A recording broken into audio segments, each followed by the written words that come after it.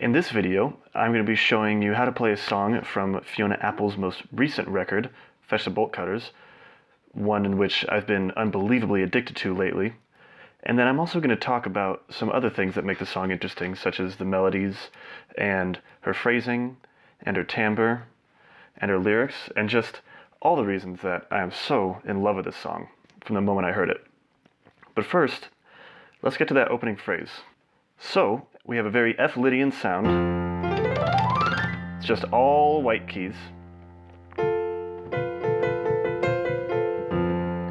And so in the left hand, she plays this F bass note.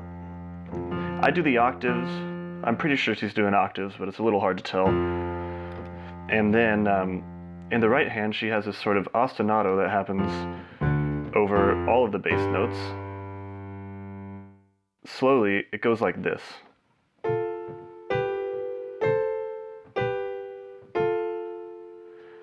So they're all eighth note triplets, and the first eighth note is actually a rest.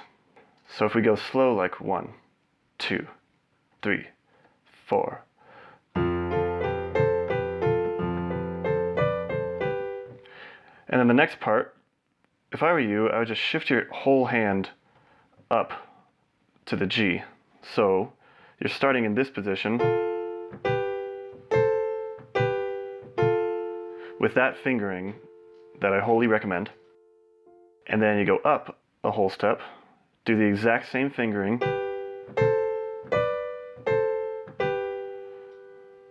and then by the time you get to the next part, it's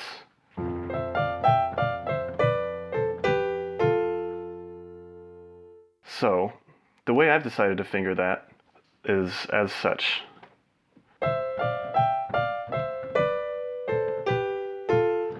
So these fingers,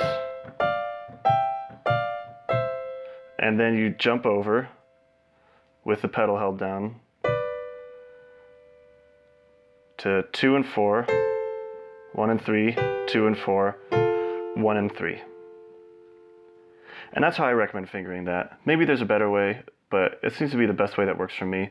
It's hard to do legato from here to here. You can, like if I do it without a pedal, the C can hold out. But when you get going fast, it's tricky. So you just want to use the fingering that works best for you. So that same idea happens over the F.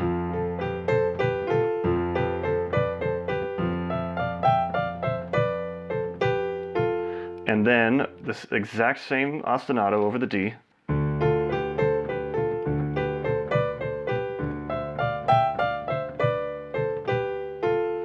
Then the F again.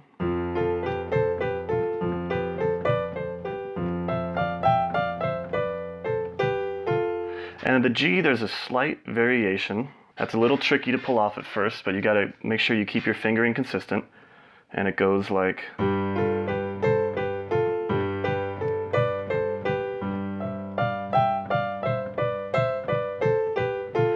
And then you have to be ready, because you're going to go right into the... So one more time for the fingering.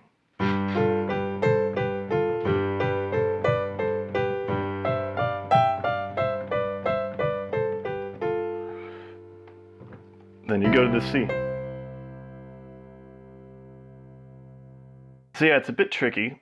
I'm actually really thankful that my piano teacher showed me this awesome warm-up exercise that really makes use of the triads in both hands, because I think I'd be a complete failure at this if I wasn't doing this every day. So first it's a chord in the left hand, and then the triads in the right hand.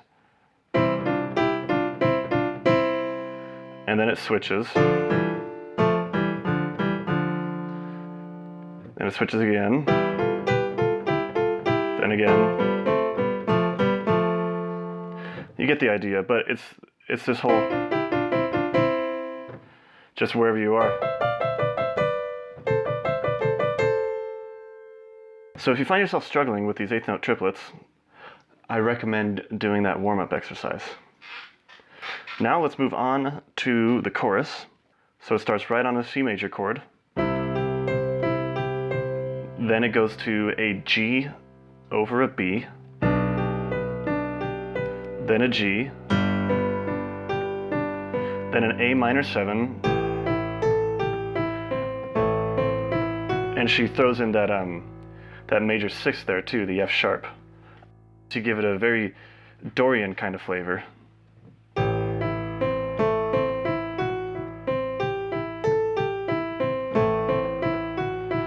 And that just happens again. Now what I would recommend doing here, this is up to you, but for me it's a bit tricky to, you know, to leap my whole thumb down the, I mean, I guess you can do it because you can do the tenths like that, but if you want, when you're here, you can play, and then that might make it a little easier. And the fingering for that, I've really solidified, should be the, and then it's a little tricky, but you reach the G with your ring finger. The ring finger kind of plays double duty. It just seems the best way to get all of these notes. Stretching your hand out that much can kind of hurt. You could probably do it like,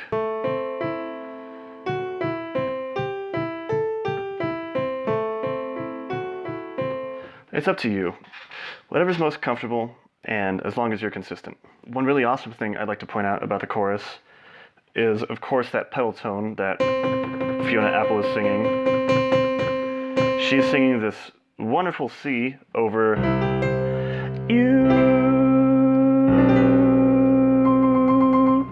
So she's effectively turning the G major chord, you. I mean, you know, that's happening. Anyway, she's effectively turning the G major chord into a G major add 4, which is pretty cool and not all that common. She also goes a little sharp, which is a really nice effect that at first kind of like turns you off and kind of like digs into your ears, but you really come to appreciate just how it affects the lyrics and just everything she's feeling, you know? It really comes across well. So then we get to the bridge, which is just like a total bluesiness out of nowhere, man. It's just 7th chords and secondary dominance and wonderful good stuff. So it just starts on a D major to G,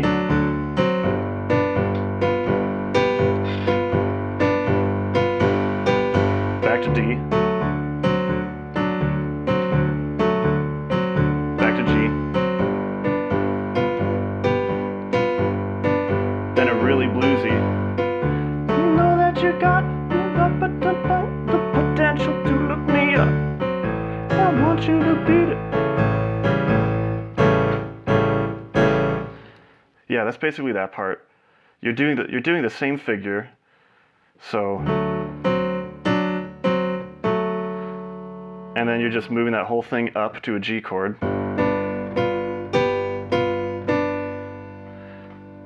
and then back, and then before she sings the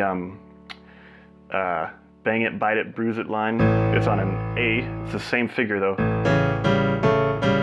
The really chunky chord. Bang it, bite it, bruise it. Oh, wonderful. Amazing lyrics. And over the 2nd D major chord, she is just hammering on that F. So, depending on how technical you want to get, you could say this is a D7 sharp 9. And I know that you got, right? And I know that you got. It's great. And then after all that, she just goes back to the chorus.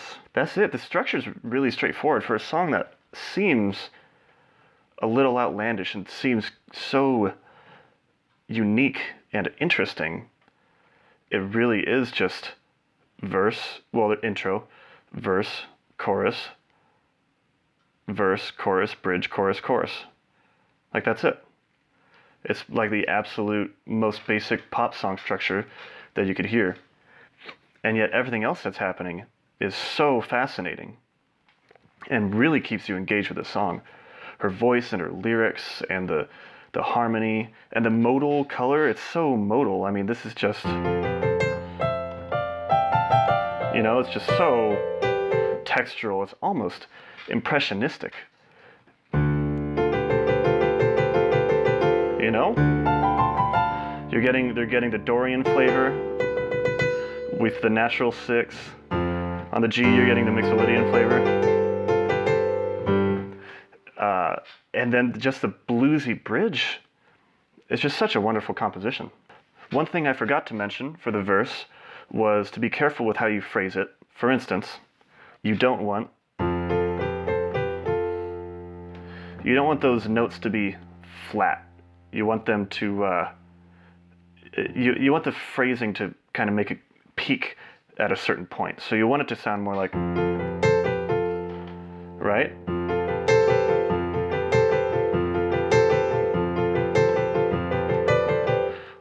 It really brings that part to life if you play it like that.